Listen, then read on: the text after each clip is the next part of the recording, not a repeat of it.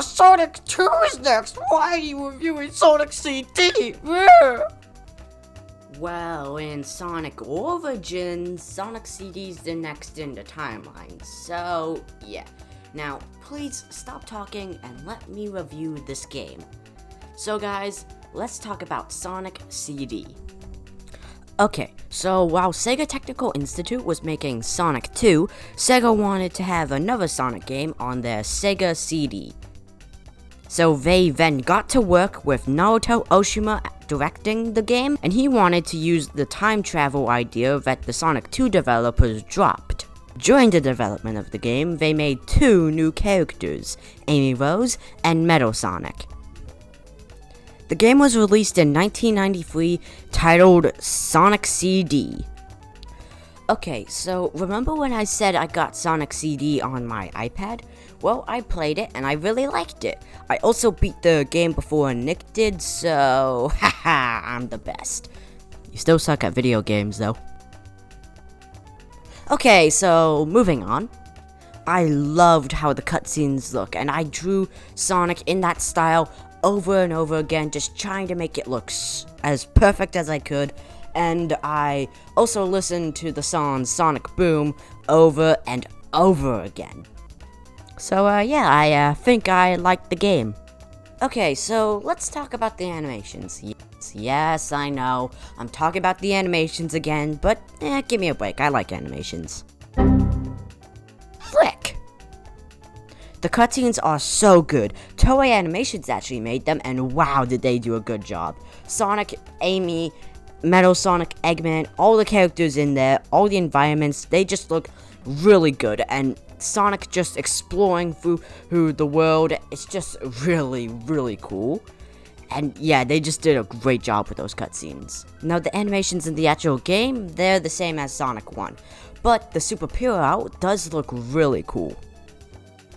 Okay, so in my Sonic 1 review, I forgot to mention something really important. Like something that is so important, I can't believe I forgot to mention it.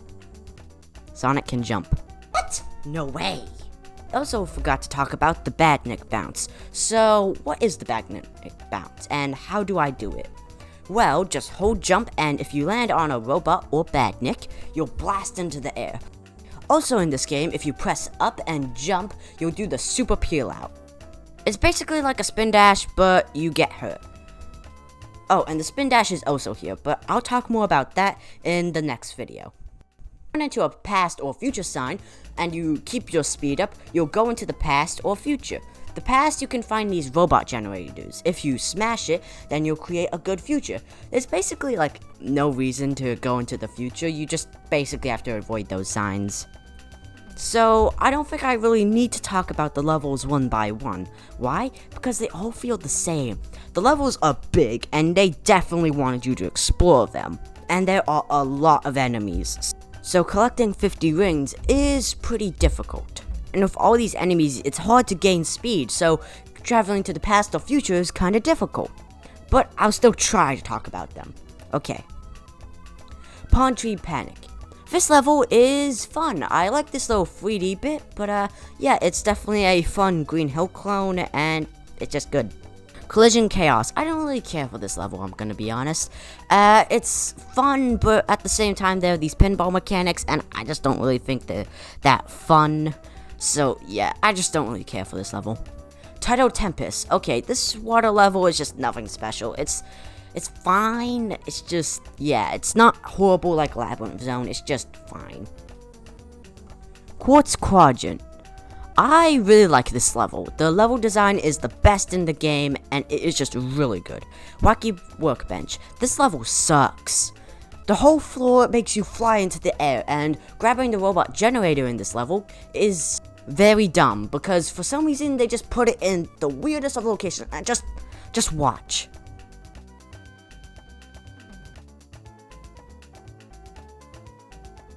How would anybody know about that if they didn't have a guide? Stardust Speedway. This level is pretty fun. It does have these like weird things. If you touch them, you get to go to a different part of the level. It's kind of strange, but I still like the level. It's a pretty fun time. Metallic Madness. This level I don't really like. It's not really that fun. There are just some spots where it's just a little confusing on where to go, but Tiny Sonic's pretty cute.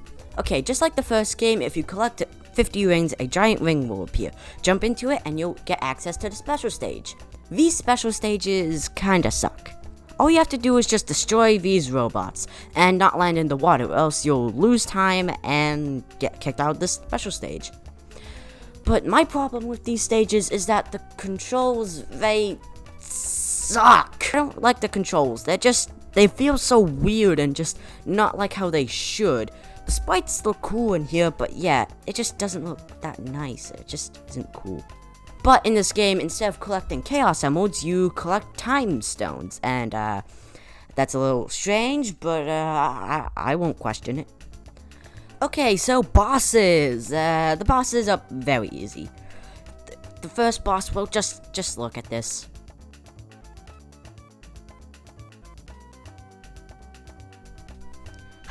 Come on, Eggman, you're better than this. The other bosses are also easy. They have some interesting ideas though, and the race with Metal Sonic is a lot of fun and I like it. The final boss is harder than the others, but it still feels like a second boss or something. It's still very easy, but I mean, it's still fun, and the bosses being easy isn't bad. Okay, now, I think I should talk about the soundtrack. There are actually two different soundtracks. Okay, let's start with the Japan soundtrack. I don't really like this soundtrack. I know that's pretty controversial, but they all just sound like random 90s music, and I'm just not really into that.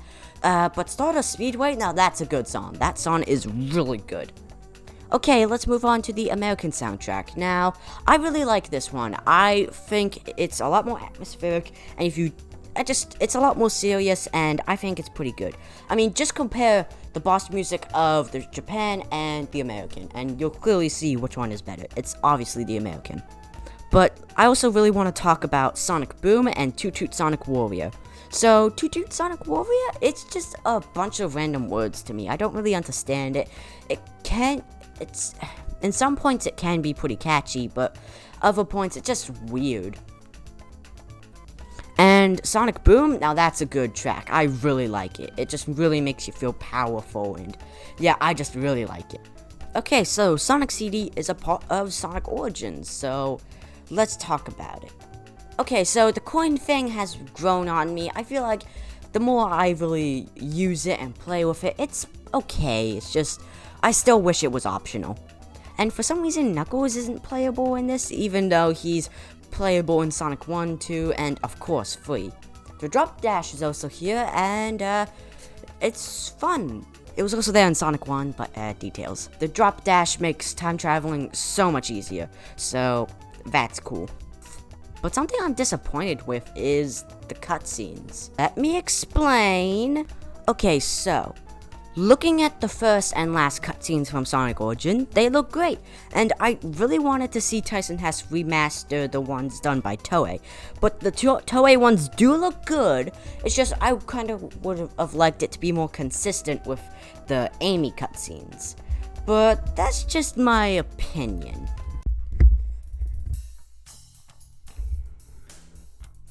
Okay, so that was the review. I've basically talked about everything I really wanted to talk about with this game. Now, in this video, I did criticize a lot of it, but don't get me wrong, I still really like the game. It's just, I don't adore it or love it. I just think it's a good game. I do enjoy playing it, it's just it has many issues that I can't overlook. So, yeah, I'm just gonna give Sonic CD a 5 out of 10. Yeah, I wish it could be better, but oh well. It's just, to me, Sonic CD is the weakest game in the classic Sonic series. But that doesn't make it bad.